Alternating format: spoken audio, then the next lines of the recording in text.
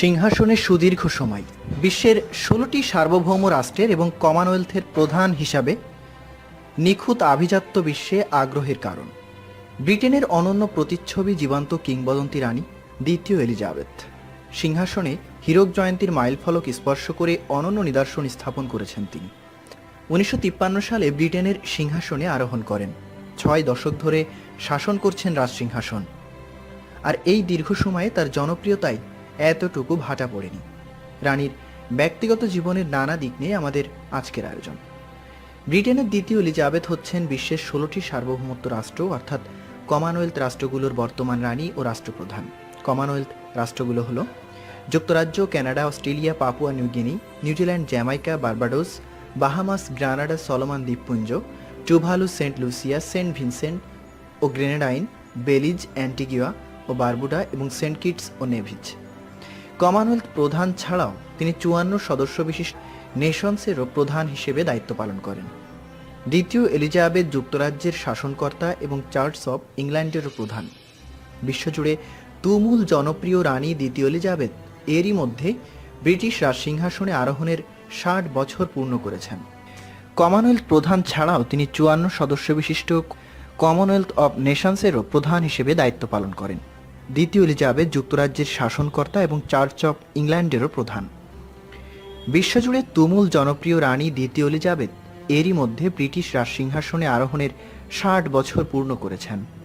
ব্রিটেনের হাজার বছরের ইতিহাসে তিনি হলেন দ্বিতীয় ব্যক্তি যিনি সমর্থ হলেন এই বিরল দীর্ঘতম সময়কে ছুঁয়ে দিতে।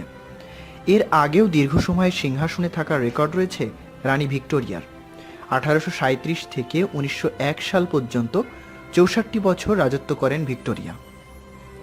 আর ১৯৫২ সালের ৬ ফেব্রুয়ারি থেকে আজ অবধি রানীর আসনে অসীম মহামান্য রানী এলিজাবেথ। রানীর সিংহাসনের হীরক জয়ন্তী পালনের অভিজাত এই বিশেষ স্মারক বইয়ে উঠে এসেছে ৬ দশকে তার নিয়ন্ত্রণাধীন রাজ্যের নানা ছবি, অজানা কথামালা। ব্রিটেনের রানী দ্বিতীয় এলিজাবেথের জন্ম ২১ এপ্রিল ১৯২৬। পিতা ষষ্ঠ জর্জ ও মাতা এলিজাবেথ বোয়েস। ১৯৩৭ সালে এলিজাবেথের বাবা ষষ্ঠ জর্জ ব্রিটেনের রাজার আসনে বসেন, আর সেই সময় ব্রিটিশ রাজসিংহাসনের পরবর্তী উত্তরাধিকারী ছিলেন রাজকুমারী এলিজাবেথ। ১৯৫২ সালে ফেব্রুয়ারি মাসে অদ্ভুত একটি দিনে জীবনটা বদলে যায় সেই রাজকন্যার। সুদূর কেনিয়ায় বসে সেদিন শোনেন পিতা ব্রিটিশ রাজ ষষ্ঠ জর্জের মৃত্যু সংবাদ। সেই দুঃখ ভারাক্রান্ত হৃদয়ে সেদিনই তিনি জেনে গিয়েছিলেন রানী হওয়ার সংবাদ। মাত্র ২৫ বছর বয়সে তার মাথায় ওঠে রাজমুকুট। রানী হলেন এলিজাবেথ। সেই থেকেই ব্রিটেনের জনগণের হৃদয়ের ভালোবাসায়, শ্রদ্ধায় রানী হয়েই কাটিয়ে দেন এতগুলো বছর। তার আমলে ব্রিটেনে ১২ জন প্রধানমন্ত্রী, যুক্তরাষ্ট্রে ১৩ জন প্রেসিডেন্ট ও ৬ জন পোপ নির্বাচিত হয়েছেন। তিনি সফর করেছেন পৃথিবীর ১৬৬টি দেশ। এলিজাবেথের দাম্পত্য সঙ্গী হলেন prince Philip, duke of Edinburgh. তাদের ৪ সন্তান রয়েছে: চার্লস, অ্যানি, অ্যান্ড্রু ও এডওয়ার্ড। ১৯৪০ সালে এলিজাবেথ প্রথম রেডিও বিবিসিতে শিশুদের উদ্দেশ্যে ভাষণ দেন। ১৯৪৩ সালে ১৬ বছর বয়সে এলিজাবেথ প্রথম জনসমক্ষে আসেন। ১৯৪৫ সালে তিনি সামরিক বাহিনীতে প্রশিক্ষণের জন্য যোগদান করেন। বরাবরের মতো রানী দ্বিতীয় এলিজাবেথ ২টি জন্মদিন পালন করেন। তার প্রকৃত জন্মদিন হলো ২১ এপ্রিল এবং অফিসিয়াল জন্মদিন জুন মাসের দ্বিতীয় শনিবার। জন্মদিন উপলক্ষে রাজকীয় পার্টির আয়োজন করা হয়।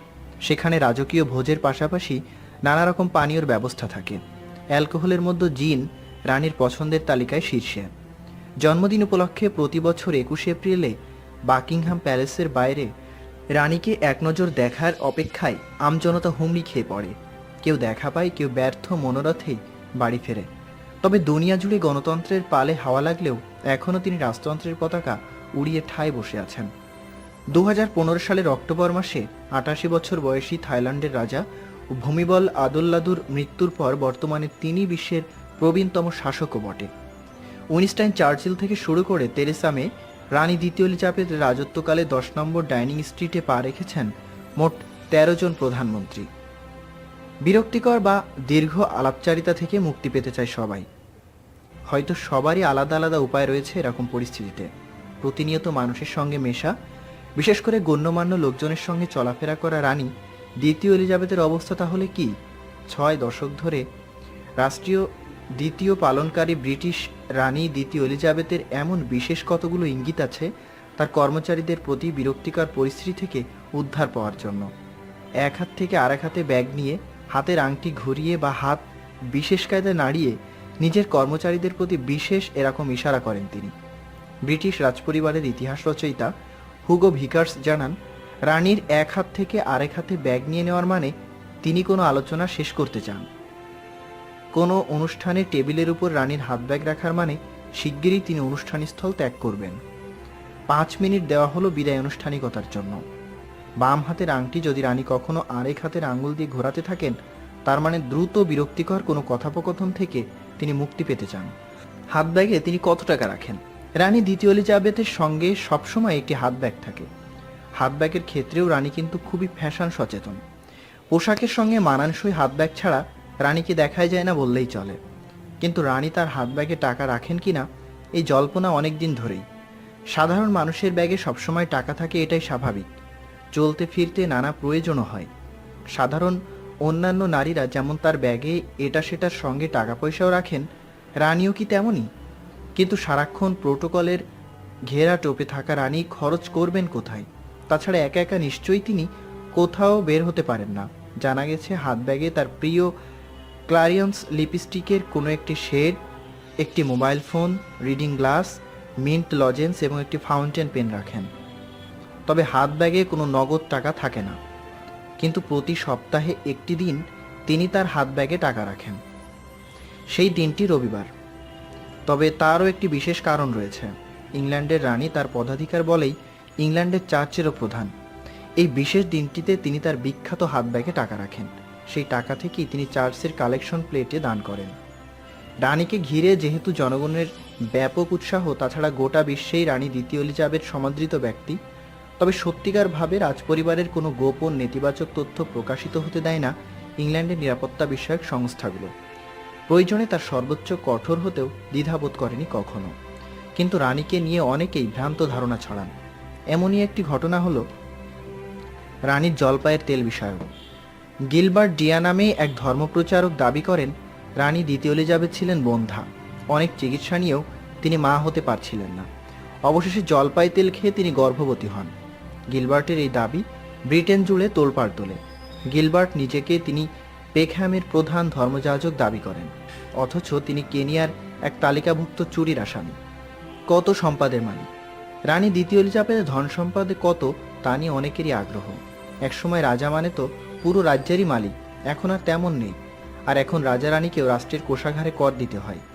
রানী দ্বিতীয় এলিজাবেথ 2015 সালে ক্রাউন এস্টেট থেকে 28 কোটি 50 লাখ পাউন্ড পেয়েছিলেন। সরকারি কোষাগার থেকে পাচ্ছেন 20 লাখ পাউন্ড। কিন্তু কথা হলো রানী কত সম্পদের মালিক? আসলে তার ধন সম্পদের পরিমাণ কখনো স্পষ্ট হয়ে ওঠেনি। এর কারণ হলো রানীকে তার ব্যক্তিগত সম্পদের পরিমাণ কত তা ঘোষণা করতে হয় না। তবে সানডে টাইমস পত্রিকায় দেওয়া ধনীর তালিকা অনুযায়ী 2016 সালে রানীর সম্পদের পরিমাণ 34 কোটি পাউন্ড। রানীর 2 ধরনের আয় রয়েছে, একটা হলো রানী হিসেবে, অন্যটা একজন সাধারণ নাগরিক হিসাবে। মূলত ক্রাউন এস্টেট থেকে প্রাপ্ত আয় রানীর তালিকায় ঢুকিয়েছে। প্রতি বছর বিশ্বের বিভিন্ন স্থান বিপুল পরিমাণ পর্যটক ইংল্যান্ডের বাকিংহাম প্যালেস দেখতে আসেন। রাজপ্রাসাদের পাশাপাশি যতগুলো ব্রিটিশ জাদুঘর রয়েছে তার সবগুলো থেকে বছরে যা আয় হয় তা সম্পূর্ণ আয়করের আওতামুক্ত এবং সরাসরি রানীর কোষাগারে জমা হয়। প্রায় 16 লাখ কিলোমিটার পাড়ি দিয়ে রানী দ্বিতীয় এলিজাবেথ সফর করেছেন পৃথিবীর 116টি দেশ। কিন্তু এতগুলি দেশ ভ্রমণ করলেও রানী এলিজাবেথের কোনো পাসপোর্ট লাগেনি। আসলে তার নামে কখনো সরকারিভাবে কোনো পাসপোর্ট ইস্যু করা হয়নি, কারণ দেশের নাগরিকদের পাসপোর্ট দেওয়াই হয় রানী এলিজাবেথের নামে। সুতরাং আলাদা করে রানীর নিজের আর পাসপোর্ট করার কোনো প্রয়োজন হয়নি। 70 বছরের বৈবাহিক জীবনে শ্বশুরবাড়ি যাননি। ব্রিটেনের রানী দ্বিতীয় এলিজাবেথ ও প্রিন্স ফিলিপ গত বছর 20 নভেম্বর তাদের 70তম বিবাহবার্ষিকী উদযাপন করেন। বিয়ের সময় রানীকে দেওয়া প্রিন্স ফিলিপের আংটিটি ছিল ওয়েলস সোনা দিয়ে তৈরি। এই সোনা ইংল্যান্ডের উত্তর পশ্চিম ওয়েলসের একটি সোনার খনি থেকে সংগ্রহ করা হয়। সোনার দলাটি খাঁটি ও দুষ্প্রাপ্য হওয়ার কারণে মহামূল্যবান।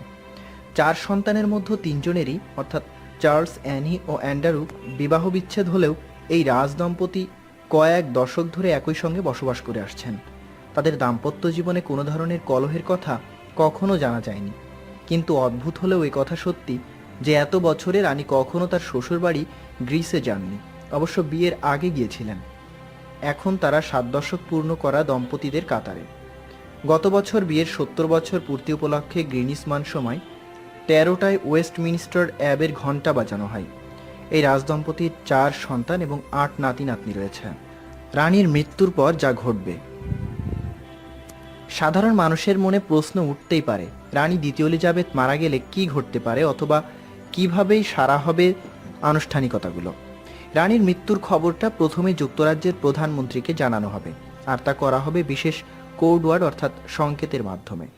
রানীর কোড লন্ডন ব্রিজ। সাধারণত রানী অসুস্থ হলে তার জ্যেষ্ঠ চিকিৎসক অধ্যাপক হিউ টমাস পাশে থাকেন।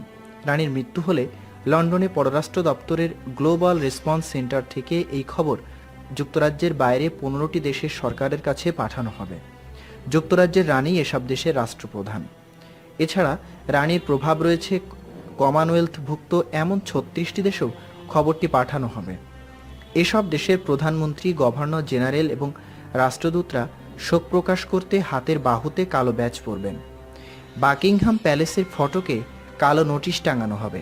আর গণমাধ্যমের মধ্যে সর্বপ্রথম রানীর মৃত্যু সংবাদ জানাতে পারবে বিবিসি, পরবর্তীতে অন্যান্য মাধ্যম। পার্লামেন্টের উভয় কক্ষের অধিবেশন ডাকা হবে। সাধারণ মানুষকে কাজ থেকে দ্রুত ছুটি দিয়ে বাড়ি পাঠানো হবে। আকাশপথে উড়োজাহাজের পাইলটরা যাত্রীদের সংবাদটি জানাবেন।